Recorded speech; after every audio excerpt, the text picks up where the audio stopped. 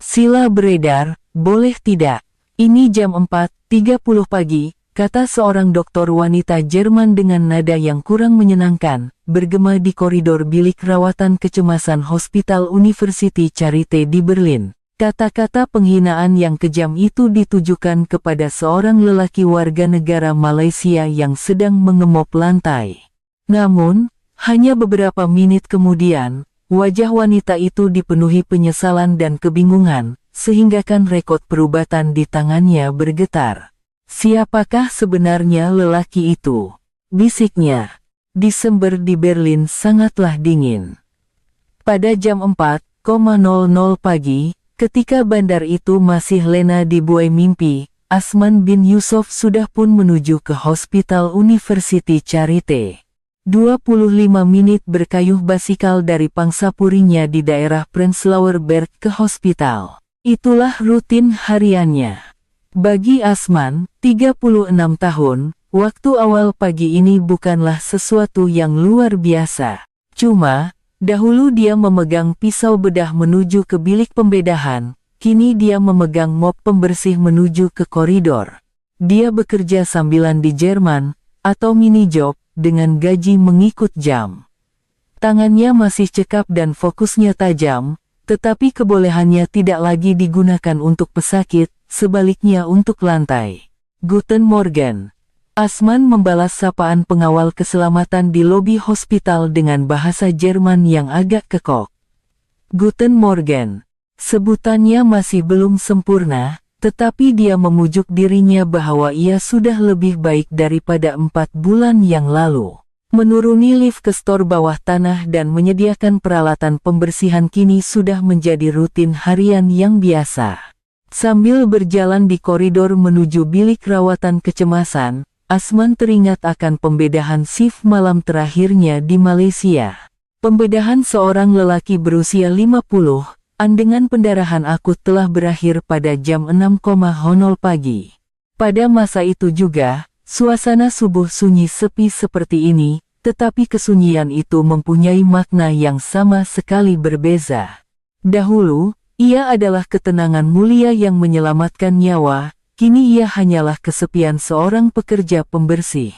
Ini demi Suraya, Asman mengulanginya dalam hati. Apabila Suraya selesai dengan pengajian kedokterannya, semuanya akan berubah, aku hanya perlu bertahan sehingga itu, dia memujuk dirinya sendiri. Jika dia berjaya lulus peperiksaan FSP, dia akan dapat kembali ke bilik pembedahan. Setibanya di bilik rawatan kecemasan, Asman mula membersihkan seperti biasa dari sudut. Adalah peraturan tidak bertulis untuk tidak menyentuh kawasan sekitar katil pesakit sehingga kaki tangan perubatan tiba.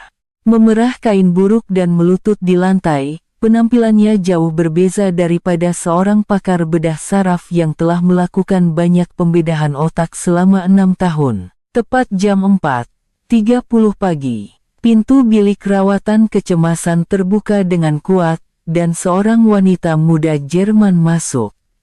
Clara Müller, 28 tahun, seorang residen tahun pertama dalam perubatan kecemasan. Dia seorang elit yang lulus dari Fakulti Perubatan University Heidelberg dengan markah abitur yang cemerlang, tetapi pengalamannya dalam situasi kecemasan sebenarnya masih kurang. Dibesarkan dalam keluarga doktor, keyakinannya dalam bidang perubatan jauh lebih tinggi daripada orang lain. Clara mengerutkan dahinya melihat Asman mengemop lantai. Dia tidak suka laluan yang akan dilaluinya sedang dibersihkan.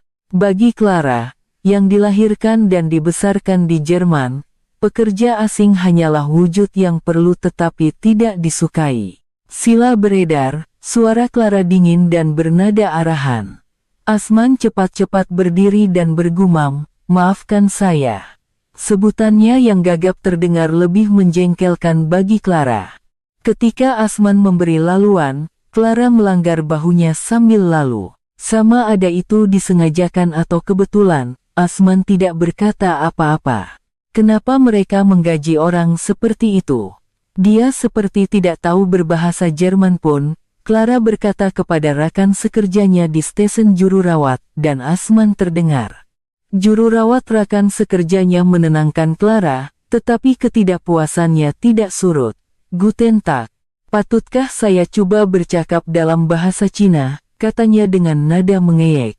Tanpa membezakan sama ada Asman seorang Melayu atau Cina, dia melontarkan kata-kata sinis yang tidak berperasaan. Sambil terus mengemop, Asman merasa sedih dengan dirinya sendiri karena dia semakin terbiasa dengan situasi seperti ini.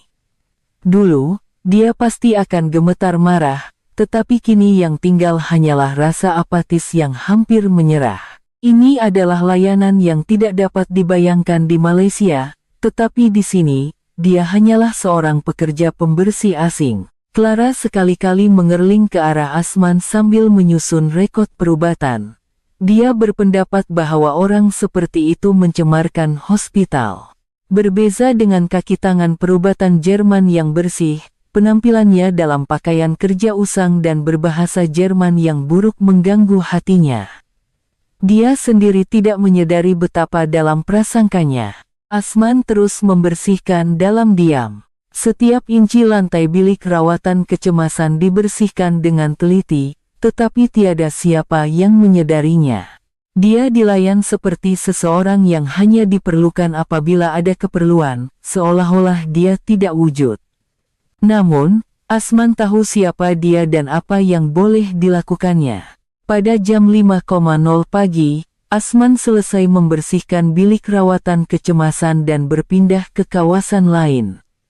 Clara akhirnya dapat menumpukan perhatian kepada tugasnya dengan wajah yang tenang. Namun, dia belum tahu betapa besar kesilapan yang akan dilakukannya beberapa jam kemudian. Dan hakikatnya, orang yang akan menyelamatkannya pada masa itu adalah pekerja pembersih yang baru sahaja dihina olehnya. Asman berjalan di koridor sambil memikirkan istrinya, Suraya. Dia tahu bahwa apabila Suraya, yang mungkin masih tidur, bangun, dia akan membuat wajah yang penuh penyesalan lagi. Melihat istrinya menangis dan berkata, "Awak sampai sanggup buat semua ini," adalah lebih sukar daripada pembedahan mana-mana pun. Walaupun begitu, Asman tidak berniat untuk menyerah. Dia akan dapat kembali ke bilik pembedahan tidak lama lagi, dan sehingga hari itu tiba, dia bersedia untuk menanggung semua ini. Subuh di Berlin masih dingin, tetapi di dalam hati Asman, api kecil bernama harapan sedang membara. Tiada siapa yang tahu, tetapi dia masih seorang dokter sejati, dan dia percaya bahwa suatu hari nanti dia akan dapat menyelamatkan pesakit lagi. Cuma, dia sendiri tidak menyangka bahwa hari itu akan tiba lebih awal daripada yang dijangkakan, dan dalam bentuk yang sangat dramatik. Pada jam 8.00 pagi, tugas pembersihan Asman tamat. Setelah 4 jam membersihkan dan mengemas di sana-sini di hospital, badannya terasa letih. Pergelangan tangan dan lututnya terasa sakit, tetapi ini adalah kesakitan yang sudah biasa baginya. Keletihan yang dirasainya ketika memegang pisau bedah selama 8 jam berturut-turut adalah sesuatu yang sama sekali berbeza. Sambil menanggalkan pakaian kerjanya di bilik persalinan, Asman merenung pantulannya di cermin. Wajah lelaki berusia 36 tahun itu sudah lama diukir dengan kepenatan yang mendalam. Ia adalah ekspresi yang tidak pernah dilihatnya di Malaysia. Pada masa itu, walaupun selepas pembedahan yang paling sukar, kepuasan kerana menyelamatkan pesakit masih terpancar di wajahnya. Kini, yang tinggal hanyalah rasa lega kerana telah berjaya melalui 1 hari lagi. Apabila dia keluar dari hospital, udara pagi Berlin yang dingin menerpa pipinya. Asman menunggang basikalnya menuju ke sekolah Jerman di daerah Mitte. Dari jam 9.00 pagi hingga 11.00 pagi, kelas peringkat B1 menantinya.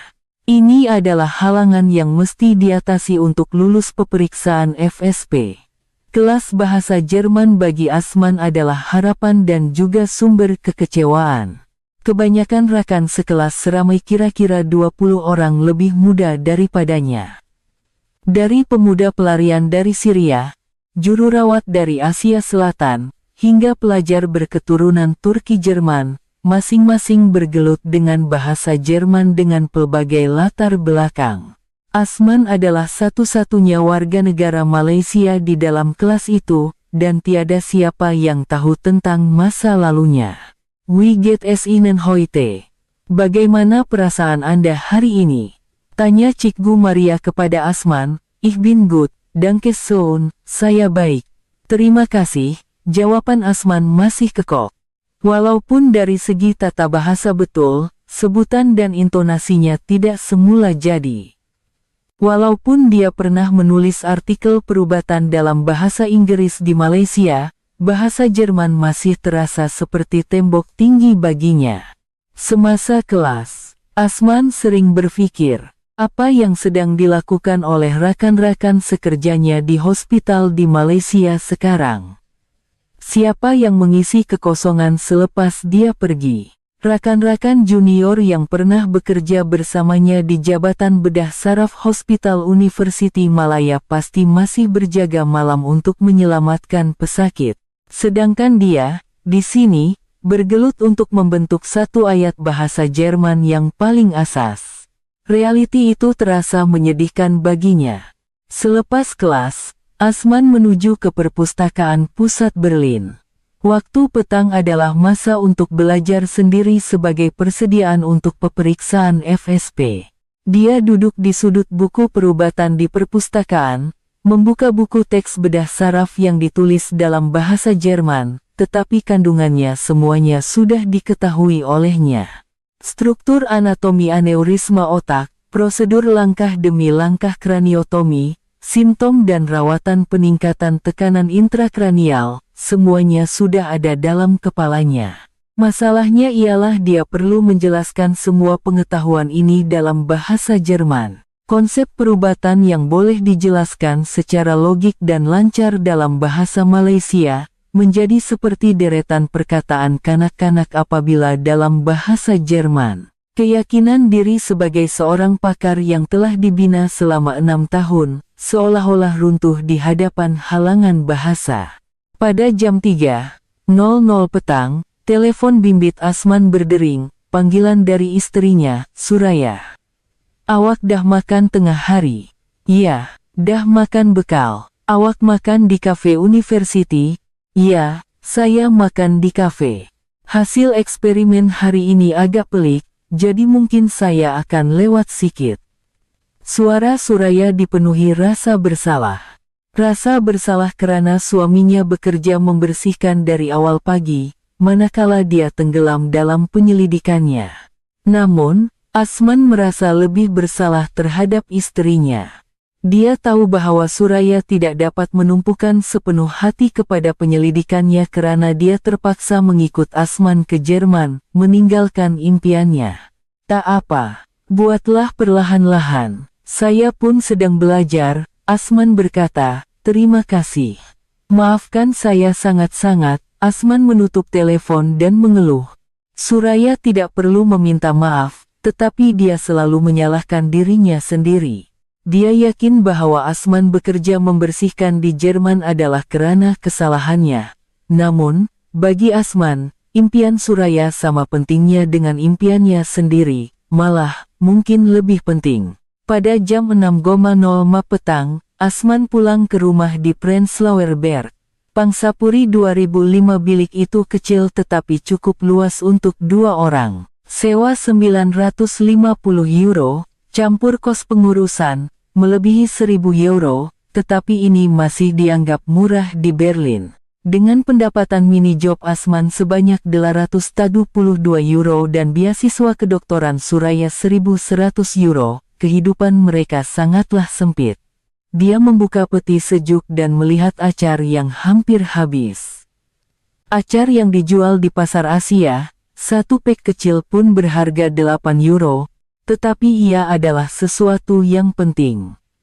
Setiap kali dia rindu akan rasa Malaysia, sekeping acar dapat membangkitkan rasa kampung halaman.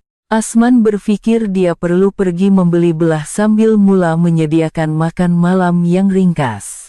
Pada jam 8.00 malam, Suraya pulang. Wajahnya, Seorang pelajar kedokteran tahun kedua dalam biologi molekular, kelihatan letih bercampur sedikit kegembiraan. Eksperimen berjalan lancar. Asman bertanya. Ya, hari ini akhirnya saya berjaya mengekspresikan protein. Penyelia pun terkejut, mata Suraya bersinar. Semangatnya terhadap penyelidikan tidak sedikit pun pudar walaupun setelah datang ke Jerman. Malah, ia semakin membara. Asman melihat istrinya begitu dan sekali lagi yakin bahwa pilihannya adalah tepat. Tahniah. Malam ini kita mesti makan makanan istimewa, Asman berkata, tak perlu yang istimewa sangat. Ini uang yang awak dapat dari kerja keras awak, suara Suraya menjadi perlahan. Dia berasa malu untuk meraihkan kejayaannya dengan uang yang suaminya peroleh dari mengemop lantai dari awal pagi. Namun, bagi Asman, kejayaan istrinya adalah kejayaannya sendiri. Jika Suraya dapat menamatkan pengajian kedokterannya dan mendapat pekerjaan di makmal yang baik, Asman pun boleh memulakan hidupnya sebagai dokter di Jerman tanpa risau. Sambil makan malam, mereka berdua bercerita tentang apa yang berlaku pada hari itu. Suraya menceritakan anekdot lucu dengan rekan sekerjanya di makmal, dan Asman bercerita tentang ungkapan baru yang dipelajarinya dalam kelas bahasa Jerman. Dia sengaja tidak menceritakan kejadian memalukan di hospital, dia tahu ia akan menyedihkan istrinya. Pada jam 10.00 malam, Asman membuka buku teks peperiksaan FSP. Walaupun dia perlu bangun pada jam 4.00 pagi esok, dia tidak boleh mengabaikan pelajaran. Hanya dengan lulus peperiksaan ini untuk mendapatkan lesen doktor Jerman, dia dapat kembali ke bilik pembedahan.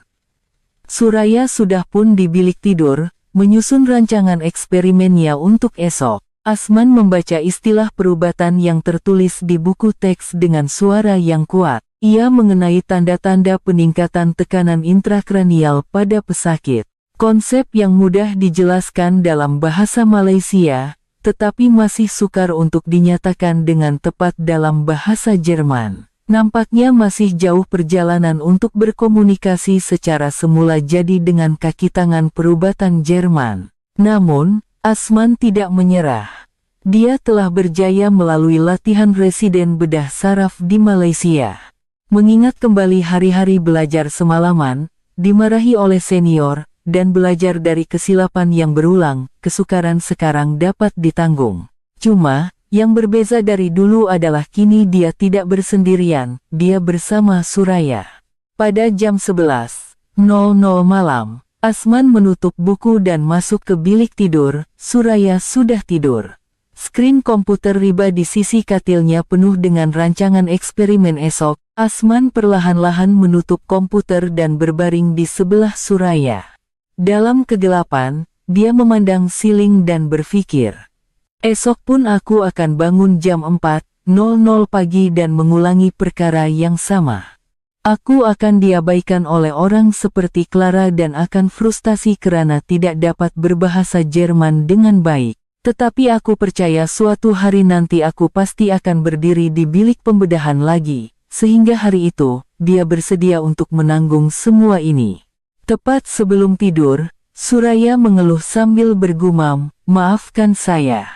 Suaranya kecil, tetapi Asman dapat mendengarnya dengan jelas. Hati Asman sakit melihat istrinya yang masih merasa bersalah kepada suaminya walaupun dalam mimpi. Namun pada masa yang sama, tekadnya semakin kuat, aku pasti akan berjaya dan mencipta hari di mana Suraya tidak perlu lagi berkata maaf, pikirnya. Malam di Berlin semakin larut, tetapi di dalam hati Asman, api harapan masih membara.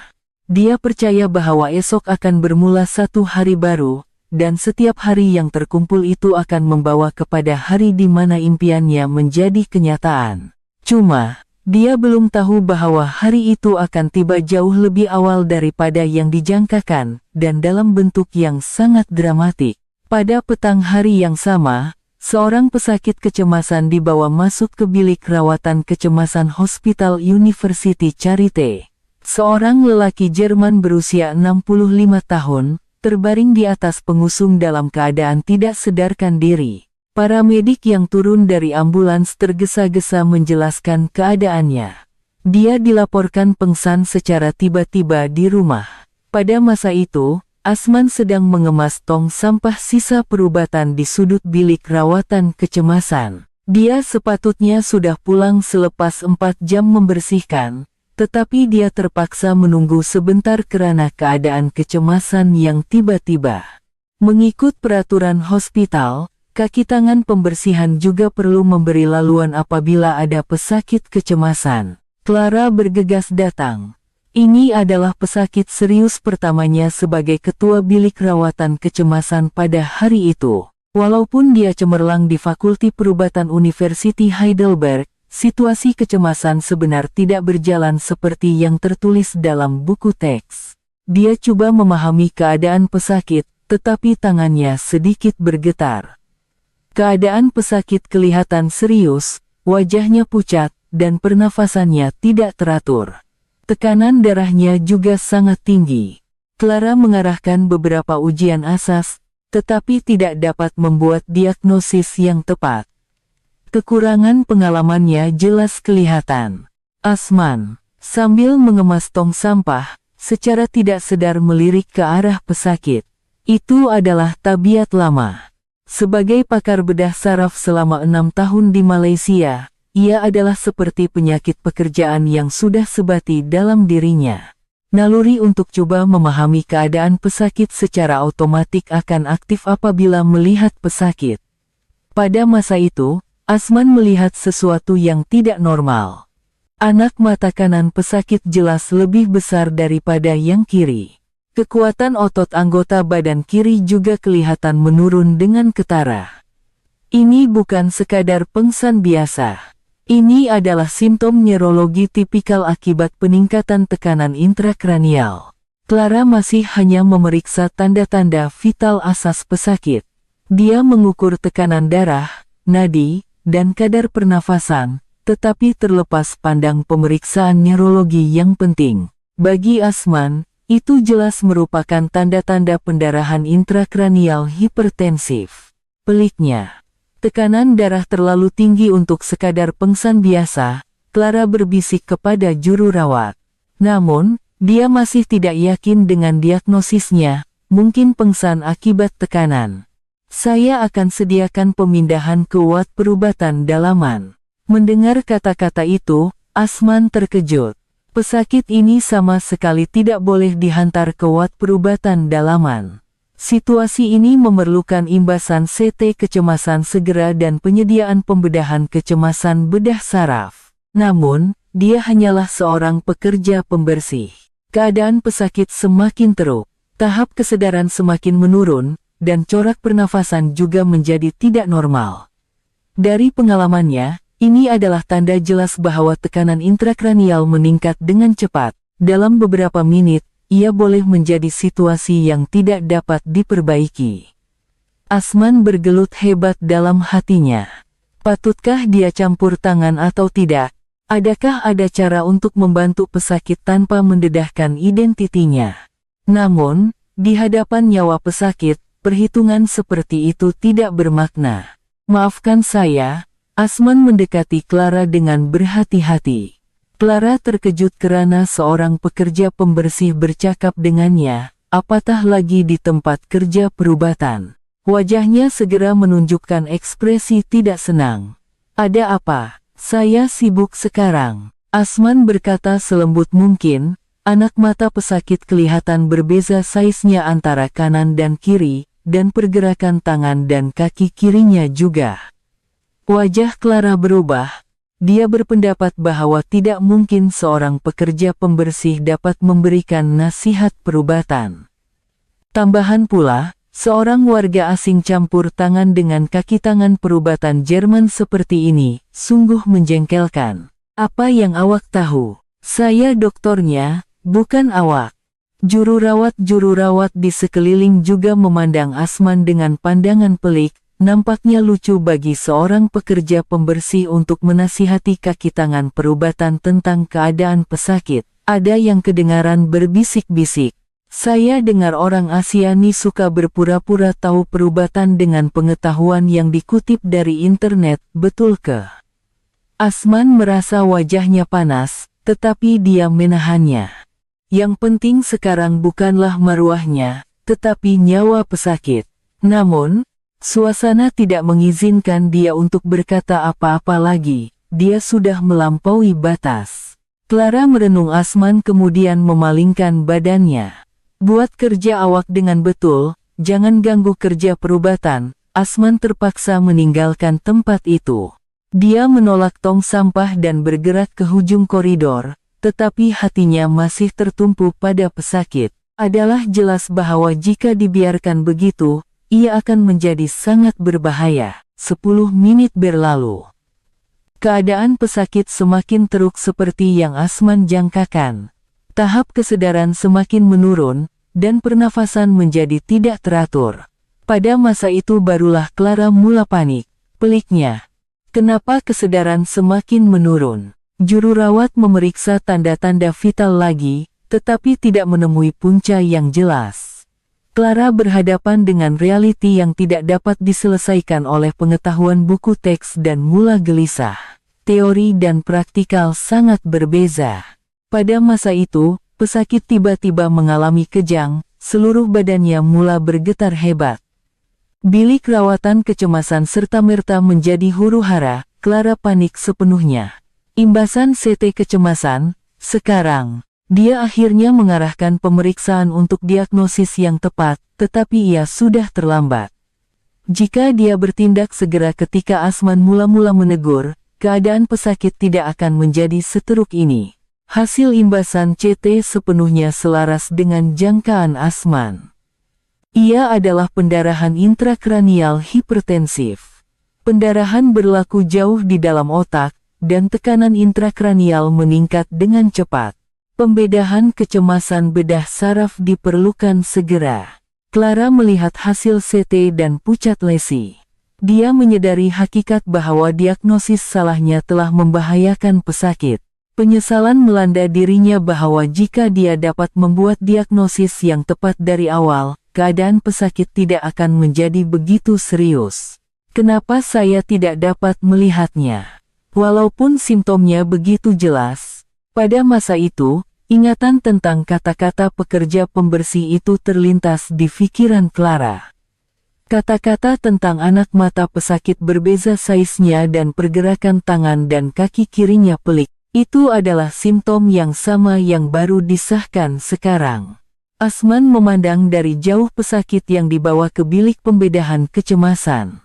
Mujurlah, seorang profesor bedah saraf sendiri yang akan mengendalikan pembedahan itu. Walaupun tidak terlalu lewat, ada harapan bahwa nyawa akan terselamat. Namun, perasaan kecewa bahwa pesakit tidak perlu menderita sebegini jika mereka mendengar kata-katanya, tidak hilang. Clara berdiri terpaku di hadapan bilik pembedahan.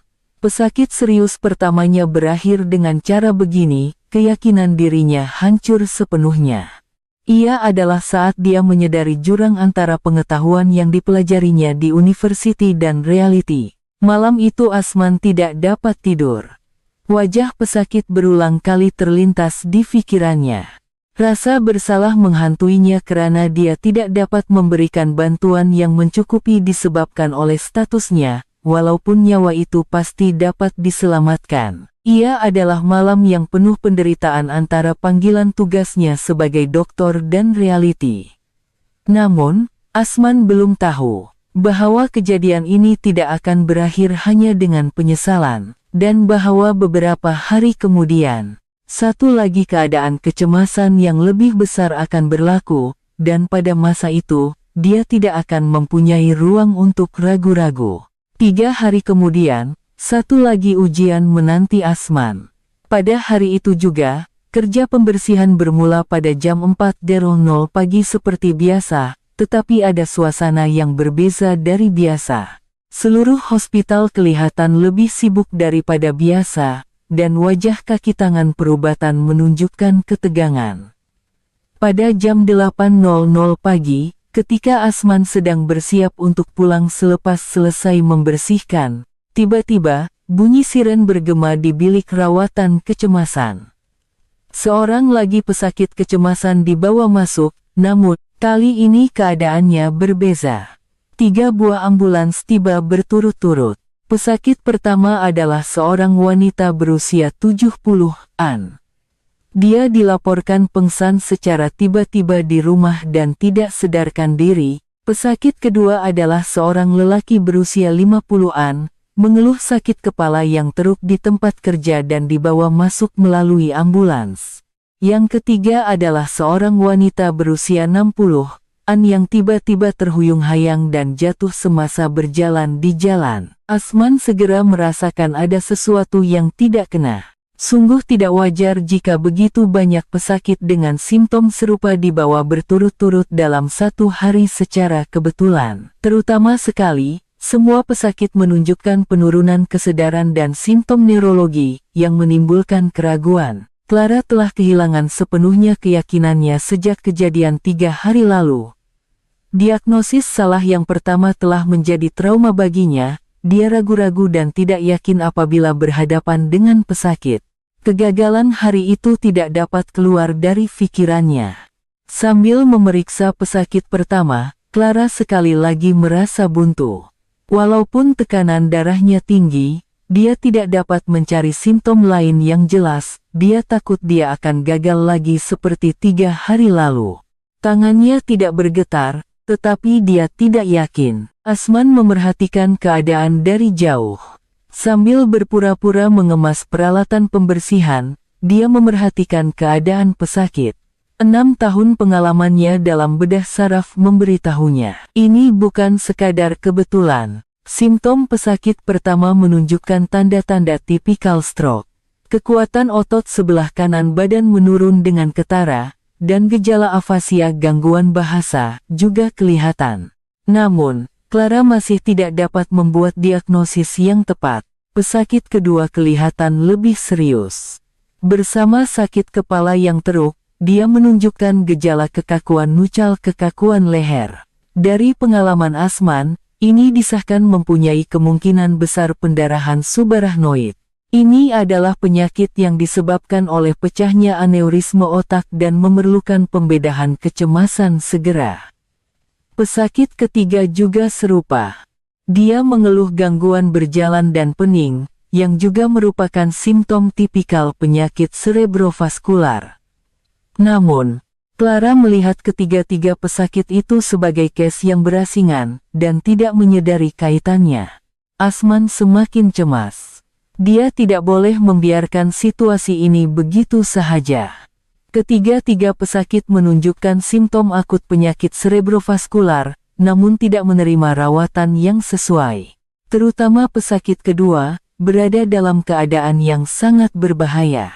Namun, memikirkan kejadian 3 hari lalu, dia ragu-ragu untuk bertindak segera. Kenangan diabaikan oleh Clara dan diejek oleh rekan sekerjanya masih segar. Walaupun begitu, nyawa pesakit-pesakit itu dipertaruhkan. Nurani sebagai seorang dokter tidak membiarkannya berdiam diri. Maafkan saya, Asman sekali lagi mengumpul keberanian dan mendekati Clara. Clara mengerutkan dahinya sebaik sahaja melihat wajah Asman. Itu pekerja pembersih dari 3 hari lalu. Apa lagi yang dia mau katakan? Dia berasa jengkel. Ada apa lagi? Saya cakap saya sibuk, kan? Asman berkata selembut mungkin, saya rasa ketiga-tiga pesakit ini menunjukkan simptom yang serupa. Mungkin ada kaitan dengan masalah pembuluh darah, reaksi Clara serta-merta. Dia mula lagi. Awak dokter ke? Saya doktornya. Kaki tangan perubatan di sekeliling mula berbisik-bisik. Suasana menunjukkan bahwa pekerja pembersih itu coba memberikan nasihat perubatan lagi. Ada yang mengeluh. Sungguh tidak masuk akal. Pekerja pembersih coba membuat diagnosis pesakit, kata salah seorang juru rawat dengan nada sinis. Itu memang ciri-ciri orang Asia, saya rasa. Bila tahu sedikit, rasa macam tahu semua. Kaki tangan perubatan lain turut bersetuju. Asman merasa wajahnya panas, tetapi dia menahannya. Yang penting bukanlah perasaannya, tetapi pesakit-pesakit itu. Namun, suasana tidak mengizinkan dia untuk berkata apa-apa lagi.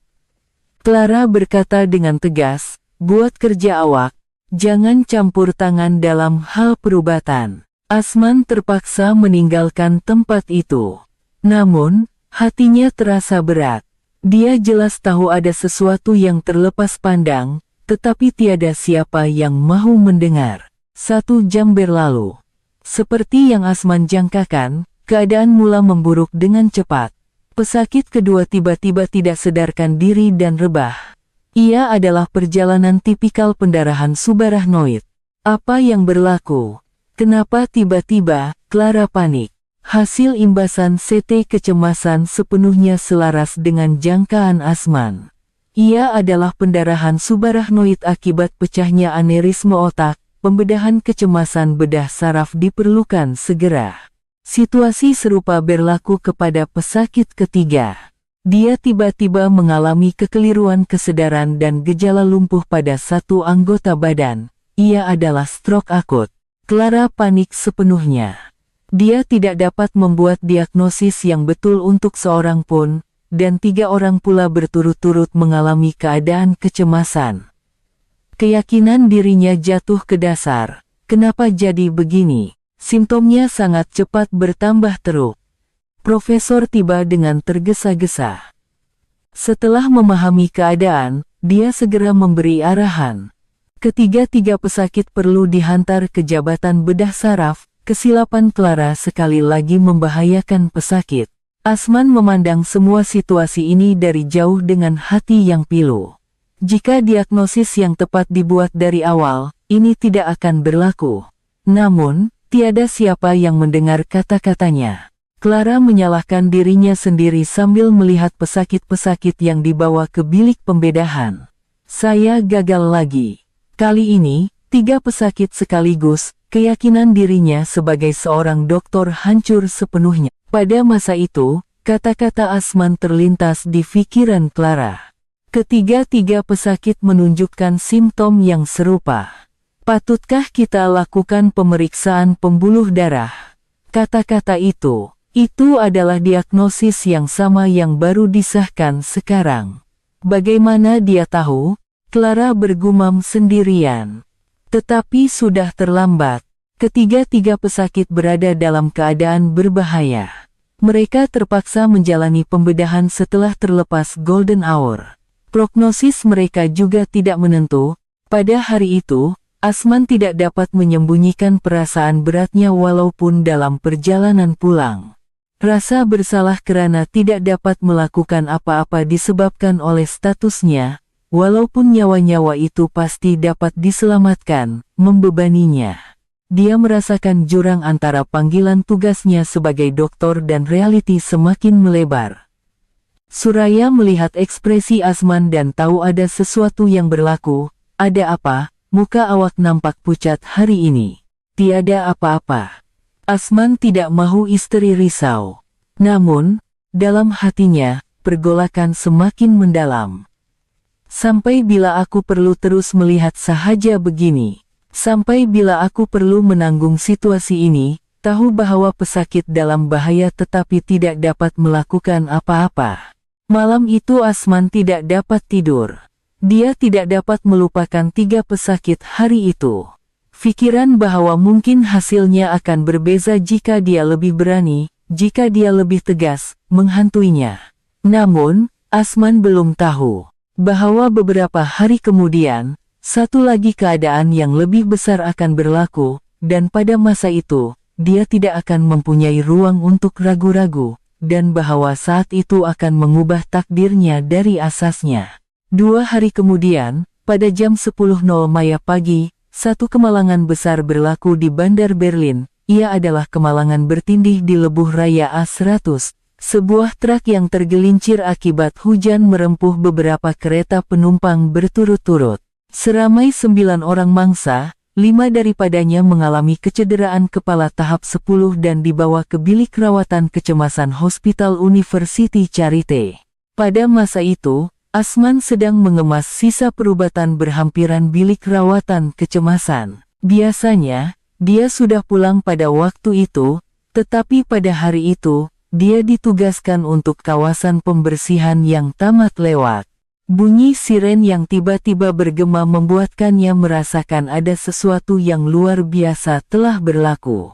Sejak ambulans pertama tiba, bilik rawatan kecemasan menjadi huru-hara. Seorang lelaki muda berusia 25 tahun, darah mengalir dari kepalanya, kesadarannya separuh sedar. Pesakit kedua adalah seorang wanita berusia 30-an, seluruh badannya mengalami kejang. Pesakit ketiga, keempat, dan kelima juga dibawa masuk berturut-turut. Semua mereka mengalami kecederaan kepala yang serius. Seorang mengalami tengkorak kepala yang hancur, seorang lagi tidak sadarkan diri sepenuhnya akibat pendarahan otak. Pesakit-pesakit lain juga mengalami kecederaan dengan tahap yang berbeza. Bagi Clara, kemalangan besar seperti ini adalah pengalaman pertamanya. Dia, yang telah kehilangan sepenuhnya keyakinan akibat kegagalan berulang beberapa hari kebelakangan ini, panik sepenuhnya apabila berhadapan dengan situasi ini. Tangannya mula bergetar hebat, kaki tangan perubatan segera berkumpul di bilik rawatan kecemasan. Namun, tidak cukup kaki tangan untuk merawat 5 pesakit serius secara serentak. Tambahan pula, walaupun semua memerlukan rawatan kecemasan bedah saraf, pakar bedah saraf sedang dalam pembedahan dan tidak dapat datang dengan segera. Asman, sambil menolak tong sampah sisa perubatan, tanpa sadar berhenti, dia dapat memahami keadaan pesakit-pesakit itu dalam sekelip mata. Ia adalah situasi kecemasan yang sama yang telah dilihatnya berkali-kali selama 6 tahun bekerja dalam bedah saraf. Tahap keseriusan setiap pesakit dan rawatan yang diperlukan secara otomatik dikira dalam pikirannya. Keadaan paling berbahaya adalah pesakit wanita berusia 30-an yang dibawa masuk kedua. Kejangnya tidak berhenti, dan ini adalah tanda tekanan intrakranial meningkat dengan cepat. Jika rawatan untuk menurunkan tekanan intrakranial tidak dilakukan segera, dia boleh jatuh ke dalam keadaan mati otak. Pesakit lelaki pertama juga serius, refleks anak matanya hampir tiada. Disyaki peningkatan tekanan otak akibat pendarahan otak. Pesakit ketiga mengalami kerusakan tisu otak secara langsung akibat patah tengkorak yang hancur. Clara berdiri terpaku di hadapan pesakit pertama, tidak tahu apa yang perlu dilakukan. Dia telah memeriksa tanda-tanda vital asas, tetapi tidak yakin apa yang perlu dilakukan seterusnya. Kegagalan sebelumnya telah menjadi trauma baginya, dan dia tidak dapat membuat keputusan. Jururawat juga serupa. Mereka tidak pernah mengalami situasi kecemasan berskala besar seperti ini. Masing-masing melakukan kerja mereka, tetapi tidak dapat menetapkan keutamaan keseluruhan atau bertindak balas secara sistematik. Kesabaran Asman sudah mencapai hadnya. Kejang pesakit kedua tidak berhenti. Situasi ini sangat berbahaya jika rawatan kecemasan tidak dilakukan segera. Namun, tiada siapa yang memberikan rawatan yang sesuai. Dia tidak tahan lagi. Asman menjatuhkan tong sampah ke lantai. Dengan bunyi dentuman, semua mata kaki tangan perubatan tertumpu kepadanya. Saya tidak tahan lagi melihatnya. Suara Asman bergema di seluruh bilik rawatan kecemasan. Ia adalah suara yang kuat, sama sekali berbeza dari penampilannya, yang biasanya pendiam dan sederhana. Semua kaki tangan perubatan terkejut dan memandangnya. Asman tanpa ragu-ragu berlari ke arah pesakit kedua. Dia mula memeriksa keadaan pesakit yang kejang dengan cepat. Dia memeriksa sais anak mata dan kekakuan leher. Gerak-gerinya adalah gerak-geri kaki tangan perubatan yang mahir sepenuhnya. Tekanan intrakranial pesakit ini meningkat dengan mendadak. Kita mesti segera berikan manitol dan melakukan hiperventilasi. Clara dan jururawat benar-benar terkejut melihat Asman. Pekerja pembersih yang mereka pandang rendah beberapa hari lalu, tiba-tiba menggunakan istilah perubatan profesional dan memeriksa pesakit. Asman tidak berhenti. Dia berlari ke arah pesakit pertama dan dengan cepat melakukan pemeriksaan neurologi. Dia menilai skala koma Glasgow dan memeriksa refleks otak, semua gerak-gerinya sempurna dan cekap. Disyaki hematoma epidural akut. Sediakan untuk kraniotomi segera selepas imbasan CT. Melihat pesakit ketiga, dia segera membuat keputusan.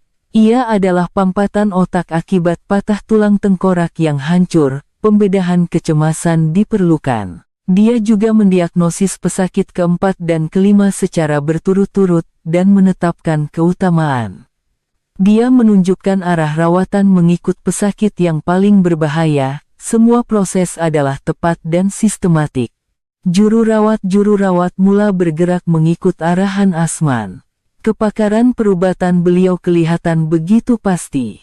Ia adalah diagnosis perubatan yang tepat dan rawatan kecemasan yang pantas yang belum pernah mereka lihat. Asman sendiri memastikan laluan intravena untuk menurunkan tekanan otak pesakit kedua. Cara dia memasukkan jarum ke dalam saluran darah dengan tepat adalah persis seperti seorang dokter veteran. Ini adalah saat di mana kebolehan yang disembunyikannya meledak. Apabila manitol diberikan, kejang pesakit perlahan-lahan mula surut. Sais anak mata juga kembali normal. Diagnosis tepat Asman dan rawatan pantasnya telah menyelamatkan nyawa pesakit. Pesakit pertama juga serupa.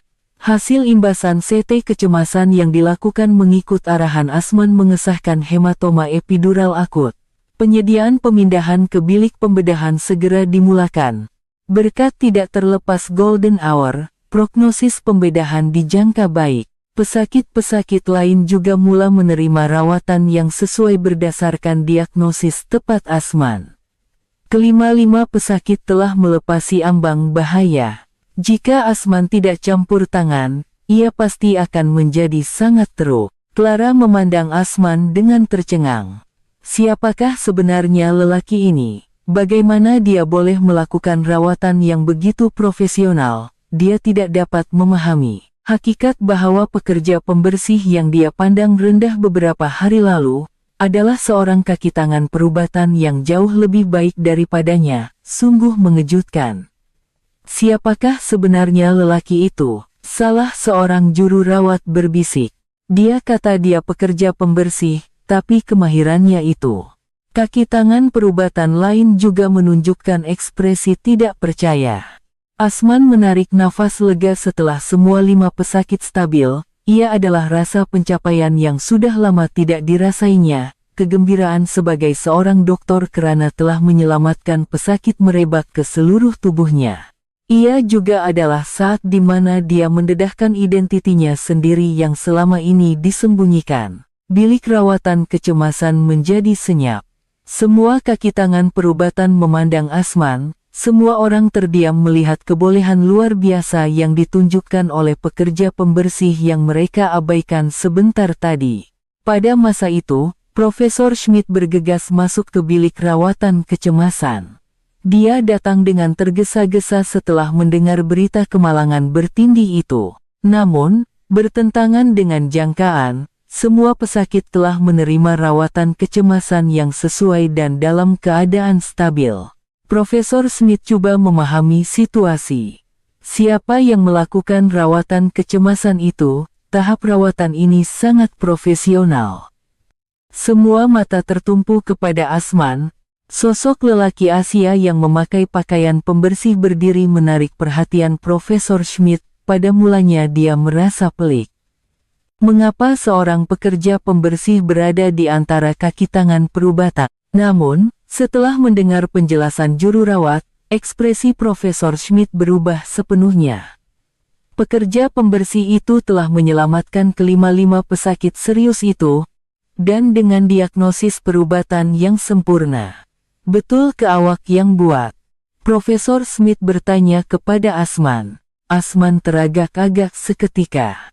Dia tidak boleh menyembunyikannya lagi. Ini adalah saat identitinya akan terbongkar, namun, dia tidak menyesal, cukuplah dia dapat menyelamatkan pesakit. Iya, saya yang lakukannya, Asman menjawab dengan tenang. Profesor Smith bertanya dengan lebih lanjut. Di mana awak belajar pengetahuan bedah saraf profesional seperti ini? Tahap perawatan awak sekarang jauh lebih baik daripada pakar biasa. Akhirnya, tiba masanya untuk Asman mendedahkan rahasia yang telah disembunyikannya. Ini adalah saat di mana jurang antara kehidupannya sebagai pekerja pembersih dan dirinya yang sebenar akhirnya terisi. Pandangan tajam Profesor Smith memandang Asman dengan penuh minat. Sebagai seorang yang telah bekerja dalam bidang bedah saraf selama 25 tahun, dia tahu dengan tepat betapa profesionalnya rawatan kecemasan yang baru disaksikannya. Adalah sukar bagi pakar bedah saraf biasa pun untuk mengendalikan situasi itu dengan begitu cepat dan tepat. Asman menarik nafas dalam. Dia tidak lagi mahu menyembunyikan atau merasa perlu menyembunyikan apa-apa. Setelah menyelamatkan pesakit, pada saat ini, dia malah berbangga. Tibalah masanya untuk mendedahkan dirinya yang sebenar, yang telah disembunyikannya selama beberapa bulan sebagai pekerja pembersih. Saya adalah pakar bedah saraf di Hospital University Malaya, Malaysia. Bilik rawatan kecemasan serta-merta diselimuti kesunyian. Kaki tangan perubatan yang tadi bising, semuanya terdiam. Mereka tidak dapat menerima hakikat yang mengejutkan bahwa orang yang mereka sangka pekerja pembersih adalah seorang pakar bedah saraf. Clara memandang Asman dengan mulut ternganga. Dia teringat betapa sombongnya dia beberapa hari lalu dan wajahnya menjadi merah padam. Dia tidak percaya dia telah melontarkan kata-kata penghinaan seperti itu kepada rakan sekerja perubatan. Profesor Schmidt meminta penjelasan lebih lanjut. Pakar bedah saraf, tapi sudah berapa lama pengalaman Anda? Asman mula menjelaskan latar belakangnya dengan tenang. Setelah menamatkan pengajian di Fakulti Perubatan, menjalani latihan selama 1 tahun, dan residensi bedah saraf selama 4 tahun, dia memperoleh kelayakan pakar. Setelah itu, dia bekerja selama 6 tahun di Hospital University Malaya. Dia juga mendedahkan pengalaman pembedahan spesifiknya. Beliau menyatakan telah mengendalikan pelbagai pembedahan vaskular otak, termasuk 80 case kraniotomi kecemasan malam dan 35 case clipping aneurisma otak. Beliau menjelaskan bahwa beliau mempunyai kepakaran khusus dalam rawatan pendarahan kecemasan dan pesakit trauma. Juru rawat saling berpandangan dengan terkejut.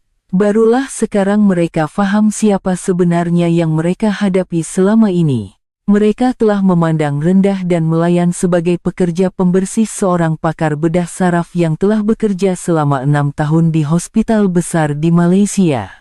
Profesor Schmidt bertanya dengan lebih terperinci. Dengan latar belakang yang begitu, Anda pasti seorang yang sangat berkemampuan. Mengapa Anda bekerja sebagai pekerja pembersih di sini? Asman menjelaskan situasinya. Dia memberitahu bahwa istrinya sedang mengikuti pengajian kedoktoran dalam bidang biologi molekular di University Humboldt di Berlin. Untuk itu, mereka datang ke Jerman, dan dia bekerja sebagai pekerja pembersih untuk mencari nafkah sambil membuat persediaan untuk peperiksaan FSP. Jika saya berjaya lulus peperiksaan FSP, saya boleh bekerja sebagai doktor di Jerman, tetapi halangan bahasa lebih tinggi daripada yang saya sangka. Ekspresi Profesor Smith menjadi serius. Dalam bidang perubatan Jerman, memastikan kaki tangan perubatan asing yang cemerlang adalah isu penting, terutama dalam bidang pakar seperti bedah saraf, terdapat kekurangan kaki tangan. Seseorang dengan latar belakang seperti Asman adalah aset yang sangat berharga. Clara teringat akan perbuatannya selama ini, dan dia merasa sangat malu. Mengarahkan rakan sekerja pakar untuk beredar, menghina dengan berkata apa yang awak tahu, dan mengherdik buat kerja pembersihan awak dengan betul. Setiap saat terlintas di pikirannya. Tidak mungkin. Jadi, selama ini saya. Asman melihat kegelisahan Clara dan malah merasa bersalah. Tidak mengapa. Adalah wajar Anda berpikir begitu. Saya yang tidak mendedahkan identitas saya dari awal. Namun, kaki tangan perubatan lain di bilik rawatan kecemasan masih tidak dapat pulih dari kejutan. Mereka menyadari betapa prasangka mereka selama ini. Mereka malu dengan diri mereka yang menghakimi orang berdasarkan penampilan dan pekerjaan. Profesor Schmidt bertanya lagi kepada Asman dengan lebih spesifik. Melihat rawatan kecemasan Anda sekarang, Anda memang sangat mahir. Bagaimana Anda mengatasi perbedaan sistem perubatan antara Malaysia dan Jerman? Asman menjawab, prinsip asas perubatan adalah sama. Menyelamatkan pesakit adalah keutamaan, hal lain akan difikirkan kemudian. Profesor Schmidt mengangguk mendengar kata-kata itu. Ia adalah jawaban yang menunjukkan semangat dokter sejati. Filosofi yang mengutamakan nyawa pesakit adalah sama di mana-mana negara. Seorang juru rawat mengumpul keberanian dan bertanya, jadi, simptom pesakit-pesakit beberapa hari lalu yang Anda ramal dengan tepat juga. Iya. Itu adalah simptom tipikal penyakit cerebrovaskular. Saya telah melihat banyak kes serupa di Malaysia, Asman menjawab. Kaki tangan perubatan saling berpandangan. Fakta bahwa seorang pekerja pembersih dapat memahami diagnosis yang mereka terlepas pandang, sungguh lebih mengejutkan. Penyesalan melanda mereka karena telah mengabaikan begitu banyak nasihat. Profesor Schmidt ingin menguji lagi kebolehan Asman. Jadi, bagaimana pandangan Anda tentang prognosis pembedahan 5 pesakit hari ini? Asman menganalisis dengan tenang. Beliau menyatakan bahwa pesakit pertama mempunyai kemungkinan pulih sepenuhnya karena rawatan dapat dilakukan dalam golden hour. Beliau meramalkan bahwa pesakit kedua akan mengalami komplikasi neurologi yang minimum karena kawalan tekanan intrakranial berjaya. Beliau menjelaskan secara terperinci tentang pesakit-pesakit lain, seorang demi seorang. Beliau memahami dengan sempurna kaedah pembedahan, proses pemulihan, dan komplikasi yang perlu diberi perhatian. Dari pandangan Profesor Schmidt, itu adalah penilaian seorang pakar yang sangat berpengalaman. Hebat. Anda memang sangat berpengalaman. Walaupun diakui oleh Profesor Schmidt, Asman sendiri tetap tenang. Saya telah melihat banyak pesakit. Di Malaysia, pesakit kecemasan memang sangat ramai. Pada masa itu, Clara perlahan-lahan mendekati Asman. Dia ingin memohon maaf atas keangkuhannya. Namun, kata-kata sukar keluar dari mulutnya. Dia terlalu malu betapa prasangka dirinya. Doktor, saya benar-benar minta maaf. Saya sangat angkuh. Suara Clara bergetar. Dia tidak percaya dia telah melayan rekan sekerja pakar seperti itu, terutama sekali kepada seseorang yang jauh lebih berpengalaman dan mahir daripadanya. Asman malah menenangkan Clara. Tidak mengapa. Saya yang sepatutnya bercakap dari awal, dan saya minta maaf karena tidak dapat berbuat demikian. Profesor Schmidt membuat cadangan kepada Asman. Bilakah Anda bercadang untuk mengambil pemeriksaan FSP, kami mungkin boleh membantu. Mata Asman bersinar, betul ke? Sekarang saya di peringkat B1, jadi saya perlu naik ke C1 sebelum boleh mengambil pemeriksaan. Kami boleh menulis surat sokongan dari hospital kami, dan kami juga boleh membantu Anda dengan bahasa Jerman perubatan. Orang yang berkemampuan seperti Anda sangat diperlukan dalam bidang perubatan Jerman. Asman terharu dengan cadangan Profesor Schmidt. Tiba-tiba, cahaya harapan menyinar pada persediaan FSP yang selama ini dihadapinya seorang diri dengan susah payah. Dia berpikir bahwa ia akan menjadi jauh lebih mudah dengan bantuan kaki tangan perubatan Jerman. Juru rawat juga mulai memandang Asman dengan pandangan baru. Kini, dengan pandangan hormat, mereka menyadari betapa salahnya tindakan mereka yang memandang rendah sebelum ini. Kami akan melayan Anda dengan sepatutnya mulai sekarang, kata salah seorang juru rawat dengan sopan. Tidak, bersantailah. Saya masih perlu meneruskan kerja pembersihan saya. Kaki tangan perubatan semuanya lebih terkesan dengan sikap rendah hati Asman. Walaupun mempunyai kebolehan dan latar belakang yang begitu tinggi, dia sama sekali tidak sombong. Ia adalah saat yang menunjukkan martabat seorang dokter sejati. Profesor Schmidt akhirnya berkata, mulai hari ini, saya ingin menerima Anda sebagai perunding tidak rasmi pasukan kami, sehingga Anda lulus peperiksaan FSP. Senyuman ceria terukir di wajah Asman. Ia adalah senyuman ikhlas yang telah lama tidak dilihatnya selama beberapa bulan. Akhirnya, ia adalah saat di mana dirinya yang sebenar diakui. Pada petang hari itu, rumah Asman berbeza dari sebelumnya. Tiada lagi keperluan untuk menyembunyikan diri atau alasan untuk dipandang rendah. Dia merasa seolah-olah telah mendapatkan semula identitinya. Betapa gembiranya Suraya apabila dia memberitahu berita ini. Dia tidak sabar-sabar menantikannya. Namun, Asman belum tahu bahwa kejadian ini tidak akan berakhir hanya dengan pendedahan identiti. Dan bahwa beberapa hari kemudian, satu lagi kebenaran yang lebih menyentuh hati akan terungkap. 2 hari kemudian, Profesor Schmidt memanggil Asman secara pribadi. Mereka bertemu di bilik mesyuarat yang tenang di hospital.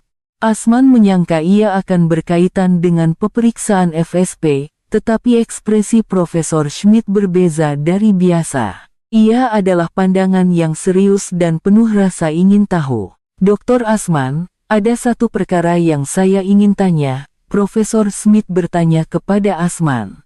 Ia adalah tentang beberapa kejadian yang berlaku di hospital sejak beberapa bulan lalu.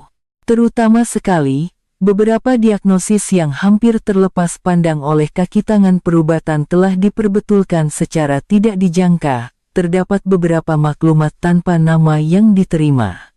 Ia adalah nasihat perubatan yang tepat mengenai keadaan pesakit, tetapi kami tidak tahu dari siapa. Wajah Asman sedikit berubah. Adalah jelas bahwa Profesor Schmidt telah menyadarinya. Perkara yang telah dilakukannya secara rahasia telah terbongkar. Profesor Schmidt menjelaskan secara terperinci. Dalam 4 bulan ini, terdapat 8 kali nasihat perubatan tanpa nama. Semuanya adalah diagnosis yang tepat, dan berkat itu, pesakit dapat menerima rawatan yang sesuai. Pada mulanya kami tidak tahu siapa, tetapi dengan kejadian ini, kami mempunyai petunjuk. Asman memutuskan bahwa dia tidak boleh menyembunyikannya lagi. Oleh karena identitinya sudah terbongkar, tiada lagi sebab untuk terus menyembunyikan. Dia berpendapat adalah lebih baik untuk berterus terang. Ya, saya yang melakukannya. Asman mula menjelaskan kejadian-kejadian sebelumnya secara berurutan. Bagaimana dia secara tidak sengaja memerhatikan keadaan pesakit semasa membersihkan. Itu adalah naluri sebagai seorang dokter. Begitu juga ketika Clara membuat diagnosis salah pertama. Dia mendedahkan bahwa dia tidak dapat berdiam diri melihat pesakit dalam keadaan berbahaya, jadi dia menghubungi pihak atasan secara tanpa nama. Dia menjelaskan bahwa dia tidak dapat tampil ke hadapan disebabkan oleh statusnya. Saya tidak dapat berdiam diri melihat pesakit-pesakit dalam bahaya. Tetapi, siapa yang akan mendengar nasihat perubatan dari seorang pekerja pembersih? Profesor Schmidt mengangguk. Dia memahami sepenuhnya kedudukan Asman. Walaupun mempunyai pengetahuan perubatan yang tepat, dia tidak dapat menyuarakan pendapatnya disebabkan oleh status sosialnya. Asman menjelaskan lebih lanjut. Setiap kali melihat pesakit, dia menyadari simptom-simptom yang terlepas pandang. Beliau berkata terdapat banyak case di mana tanda-tanda peningkatan tekanan intrakranial terlepas pandang, pemeriksaan neurologi tidak dilakukan dengan betul, dan penilaian tahap kecemasan salah. Di Malaysia, pesakit kecemasan memang sangat ramai. Ada hari-hari di mana 3 hingga 4 pesakit pendarahan otak sahaja datang dalam satu hari. Saya rasa berkat itu, saya dapat mengasah mata saya untuk melihat simptom-simptom itu. Profesor Schmidt sangat terharu dengan cerita Asman. Dia terkesan dengan fakta bahwa Asman terus berusaha untuk keselamatan pesakit walaupun menyembunyikan identitinya. Itu adalah tindakan yang menunjukkan semangat dokter sejati. Anda benar-benar seorang yang hebat, sebagai dokter dan juga sebagai suami. Asman merasa malu. Tidak, itu terlalu memuji. Namun, Profesor Schmidt benar-benar berpikir begitu.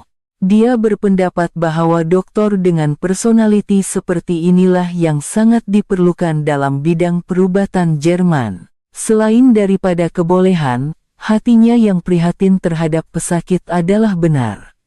Penyelidikan istri Anda berjalan lancar, wajah Asman berseri-seri. Ya. Beliau sangat gembira karena hasil eksperimen baru-baru ini sangat baik. Penyelia juga kelihatan berpuas hati. Beliau juga memberikan pandangan yang penuh harapan bahwa Suraya akan dapat menamatkan pengajian kedokterannya dengan jayanya. Beliau berkata tesisnya mungkin akan siap tahun depan. Profesor Schmidt mencadangkan, kalau begitu, kami perlu memberikan lebih banyak sokongan. Bukan sahaja untuk pemeriksaan FSP, tetapi juga dalam aspek lain. Beliau berkata akan membuat program seperti latihan intern di hospital untuk membantu Asman menyesuaikan diri dengan sistem perubatan Jerman. Beliau juga berjanji akan membantu membina rangkaian dengan kaki tangan perubatan. Kami tidak boleh melepaskan bakat seperti Anda. Ia adalah kerugian besar bagi bidang perubatan Jerman. Asman berterima kasih sepenuh hati, tetapi pada masa yang sama dia juga merasa bersalah. Maafkan saya karena menyembunyikannya selama ini. Saya sepatutnya memberitahu Anda dari awal, tidak mengapa. Saya paham sepenuhnya. Begitulah keadaannya. Profesor Schmidt malah berkata dia menghormati pilihan Asman. Ia adalah pengorbanan demi keluarga. Dan dia menilai bahwa fakta bahwa Asman tidak melupakan pesakit walaupun dalam keadaan seperti itu lebih bernilai. Mulai sekarang, marilah kita bekerja sama secara rasmi. Tiada lagi keperluan untuk menyembunyikan diri. Air mata tergenang di mata Asman. Rasa lega karena kesusahan selama beberapa bulan telah membuahkan hasil, dan harapan untuk masa depan mula melonjak. Akhirnya, dia dapat hidup sebagai dirinya yang sebenar. Pada petang hari itu, Asman pulang ke rumah dan menceritakan segala-galanya kepada Suraya. Suraya menangis sambil memeluk suaminya. Rasa bersalah karena menyebabkan suaminya susah, dan rasa bangga terhadap suaminya melanda sekaligus. Ini adalah permulaan baru yang sebenar. Asman diberi peluang untuk menjalani kehidupan sebagai seorang dokter, dan Suraya untuk merealisasikan impiannya sebagai seorang penyelidik, berdua. Sebulan kemudian, perubahan luar biasa berlaku di Hospital University Charité. Asman tidak lagi memakai pakaian pembersih. Dengan pertimbangan istimewa Profesor Schmidt, dia menjadi perunding sementara di hospital. Ia adalah peluang sekali seumur hidup untuk mempersiapkan pemeriksaan FSP sambil pada masa yang sama mendapatkan pengalaman praktikal. Perubahan terbesar berlaku kepada Clara. Dia memandang Asman sebagai gurunya dan belajar dengan tekun. Pada mulanya, harga dirinya terluka, tetapi dia menyadari bahwa merawat pesakit dengan betul adalah yang paling penting. Dokter, bagaimana saya patut menilai pesakit ini? Clara bertanya kepada Asman dengan berhati-hati, sikap angkuhnya yang dahulu tiada lagi.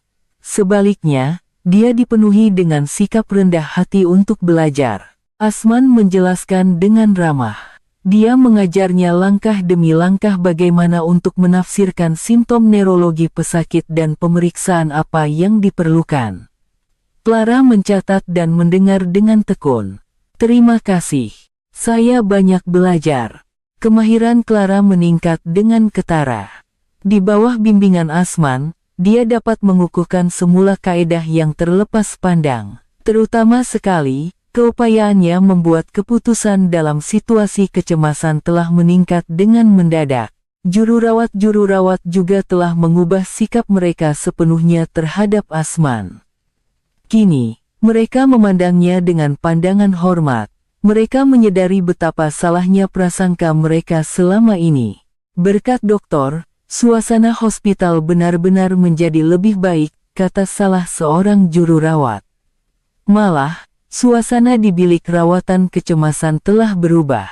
Sejak Asman bergabung, komunikasi kaki tangan perubatan menjadi lebih lancar dan kualiti rawatan pesakit juga meningkat.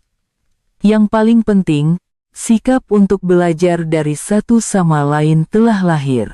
Profesor Schmidt memerhatikan perubahan Asman dengan kepuasan. Ia sama sekali berbeza dari penampilannya yang malu-malu ketika mereka pertama kali bertemu.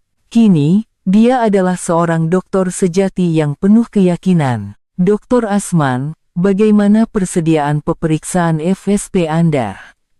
Asman menjawab, sangat lancar. Jauh lebih mudah apabila dapat mempelajari bahasa Jerman perubatan secara semula jadi sambil melakukan tugas praktikal.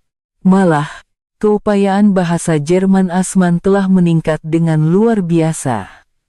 Melalui komunikasi harian dengan kaki tangan perubatan, halangan bahasa semakin rendah.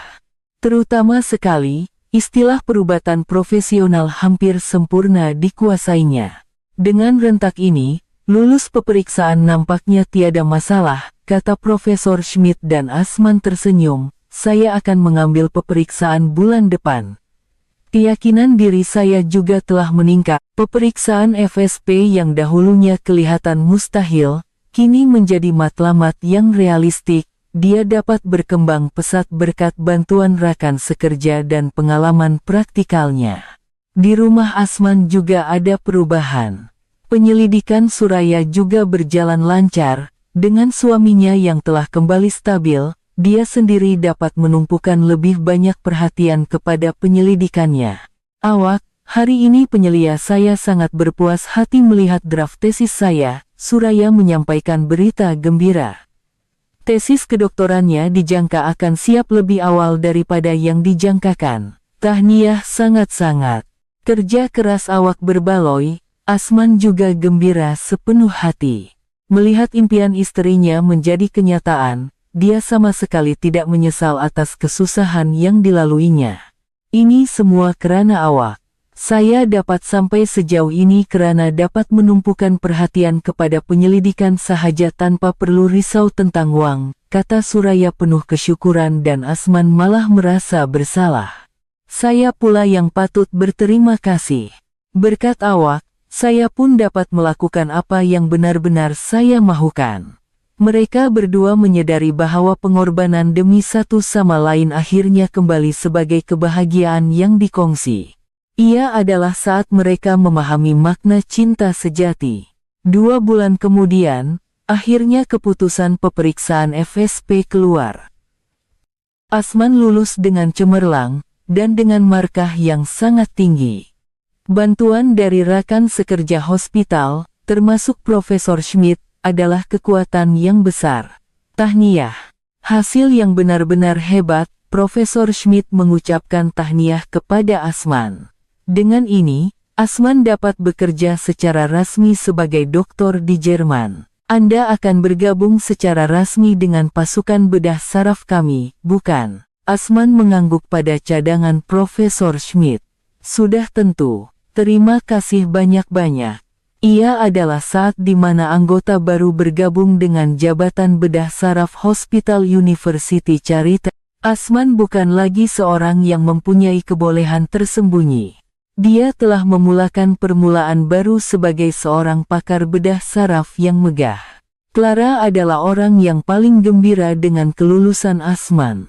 Tahniah sangat-sangat, doktor. Saya sangat gembira karena kita dapat bekerja bersama secara rasmi sekarang. Dia sangat menghormati Asman dari lubuk hatinya. Dia menyadari betapa bodohnya prasangka awalnya, dan kini menganggap Asman sebagai rekan sekerja terbaik. Jururawat-jururawat juga serupa. Akhirnya pasukan kita lengkap, Dengan kehadiran Asman, suasana pasukan bedah saraf menjadi lebih baik. Pengalaman luas dan personaliti rendah hatinya memberi kesan positif kepada seluruh pasukan. Beberapa bulan kemudian, pembentangan tesis kedoktoran Suraya telah diadakan. Ramai penyelidik menghadiri pembentangan yang diadakan di Dewan Besar University Humboldt. Sudah tentu, Asman ada di sana. Pembentangan Suraya sempurna. Dia menjelaskan hasil penyelidikannya selama beberapa tahun yang disusun secara sistematik. Semasa sesi soal jawab juga, dia menjawab semua soalan dengan jelas. Hasil penyelidikan yang benar-benar hebat. Salah seorang penilai memuji. Ia adalah saat di mana gelaran kedoktoran diperoleh. Impian Suraya akhirnya menjadi kenyataan. Pembentangan berakhir, dan Suraya memberi salam kepada para hadirin. Pada kesempatan ini, saya ingin memperkenalkan orang yang paling saya banggakan. Semua mata tertumpu kepada Suraya, suami saya. Beliau kini bekerja sebagai pakar bedah saraf di Berlin. Suara Suraya penuh kebanggaan apabila memperkenalkan Asman. Dia tahu lebih baik daripada sesiapapun tentang pengorbanan dan usaha suaminya. Para hadirin mengucapkan tahniah kepada Asman. Ramai yang terharu dengan kisah pasangan Malaysia yang berjaya sebagai doktor di Jerman. Mereka benar-benar pasangan yang indah, kata seseorang. Asman dan Suraya saling berpandang. Ini adalah saat di mana semua kesusahan mereka telah berbaloi. Pada malam itu, mereka berdua mengadakan sambutan kecil di sebuah restoran masakan Malaysia di tengah bandar Berlin. Sambil makan nasi lemak dan rendang, mereka mengenang kembali hari-hari yang telah berlalu. Memang susah, tapi awak tabah menanggungnya, kata Asman. Saya tidak akan mampu tanpamu, jawab Suraya. Mereka berdua sekali lagi merasakan rasa syukur antara satu sama lain. Fakta bahwa mereka dapat merealisasikan impian masing-masing dan berkembang bersama adalah karena kepercayaan dan kasih sayang mereka.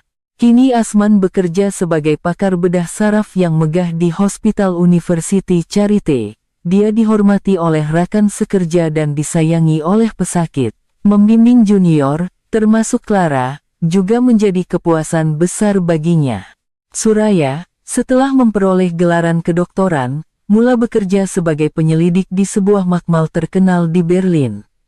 Dia kini melangkah dengan megah di jalan penyelidik yang diimpikannya. Kehidupan mereka di Berlin kini stabil sepenuhnya. Mereka telah mengatasi kesukaran awal dan prasangka, dan berjaya dalam bidang masing-masing. Asman kadang-kadang berpikir, apa yang akan terjadi jika saya memalingkan muka dari pesakit-pesakit itu pada hari itu? Namun, dia yakin bahwa kebahagiaan sekarang adalah karena dia tidak pernah meninggalkan panggilan tugasnya sebagai dokter. Kisah Asman, yang menunjukkan bahwa kebolehan sejati tidak dihakimi oleh penampilan atau status sosial, masih diceritakan di Hospital University Charité. Bersama dengan pengajaran tentang pentingnya melihat intipati seseorang. Pada suatu malam di Berlin, Asman dan Suraya berjalan-jalan di taman berhampiran rumah sambil bercerita. Mereka sekali lagi merasakan betapa berharganya untuk dapat bersama sambil merealisasikan impian masing-masing.